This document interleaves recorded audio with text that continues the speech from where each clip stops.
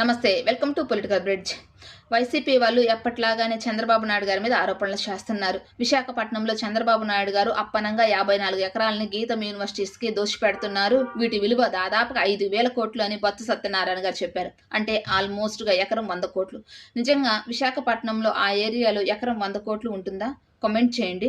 2019లో జగన్మోహన్ రెడ్డి గారు అదే ఏరియాలో సరౌండింగ్స్లో ఎకరం కోటి కింద ఒక 11 ఎకరాలని ఒక సంస్థకైతే కేటాయించారు.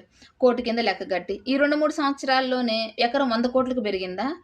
2009లో వైఎస్ రాజశేఖర రెడ్డి గారు ముఖ్యమంత్రిగా ఉన్న సమయంలో విమలారెడ్డి గారు, ఎవరైతే రాజశేఖర రెడ్డి గారి చెల్లి గారు ఉన్నారో వారికి విశాఖపట్నంలో 7 ఎకరాలు కేటాయించారు. ఎకరం ₹1,00,000 కింద లెక్కగట్టి అక్కడ వాళ్ళు హాస్పిటల్ నిర్మిస్తాము అని చెప్పేసి చర్చినైతే నిర్మించారు.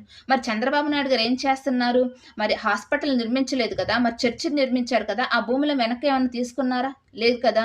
ఇప్పుడు యూనివర్సిటీస్ ఈ భూములను కేటాయించడం మన రాష్ట్రంలో ఆనవాయితీగా వస్తూనే ఉంది. అమరావతిలో విట్టి యూనివర్సిటీ, ఎస్ఆర్ఎం యూనివర్సిటీస్కి మరియు అమృత యూనివర్సిటీస్కి ప్రభుత్వం కూడా ఆ భూముల్ని ప్రభుత్వం ధర కట్టించి వాళ్ళు ఆ భూములు కొనుక్కున్నారు. అక్కడ యూనివర్సిటీస్ ఏర్పాటు చేసుకున్నారు. మరి వైసీపీ వాళ్ళు ఆ విషయంలో ఎందుకు మాట్లాడడం లేదు? ఒక్క గీతం యూనివర్సిటీ గురించి ఎందుకు మాట్లాడుతున్నారు? చంద్రబాబు నాయుడు గారు బంధువన వాళ్ళు గీతం యూనివర్సిటీస్ వాళ్ళు మేమేమి భూములు ఉచితంగా కావాలనడం లేదు, 99 పైసలకే తీసుకోవడం లేదు, ప్రభుత్వం ధర నిర్ణయించండి, ఆ ధర ప్రకారమే మేము కొనుక్కుంటున్నాము అని చెప్తుంది గీతం యూనివర్సిటీ వాళ్ళు. దీనికి కూడా ఎందుకు రాజకీయం చేయడం? ప్రభుత్వం ఖాళీగా భూములు ఉంచుకుంటే ఉపయోగం ఏంటి? అమ్ముకుంటేనే కదా ప్రభుత్వానికి లాభదాయకము. ఇక్కడ చంద్రబాబు నాయుడు గారి మీద అపవాదు రాకుండా ఉండాలి అంటే నాదొక చిన్న పరిష్కారం.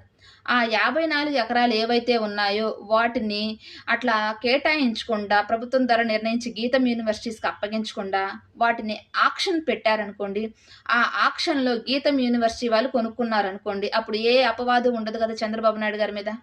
మీరేమంటారు? కామెంట్ చేయండి. వీడియో నచ్చితే సబ్స్క్రైబ్ చేసుకోండి. థ్యాంక్